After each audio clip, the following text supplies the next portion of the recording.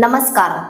दिनांक 31 ऑक्टोबर 2025 रोजी सरदार वल्लभभाई पटेल यांची 150वी जयंती साजरी करण्यात येणार आहे। देशाची एकता, अखंडता आणि सुरक्षितता जपण्यासाठी आणि बळकट करण्यासाठी आपल्या समर्पणाला प्रोत्साहन देण्यासाठी आणि बळकटी देण्यासाठी हा एक विशेष प्रसंग आहे। सदर प्रसंगी राष्ट्रीय एकतेचा संदेश देण्यासाठी 29 ऑक्टोबर 2025 रोजी पोलीस आयुक्तालयाच्या वतीने वॉक फॉर युनिटीचे आयोजन करण्याचे ठरविले आहे।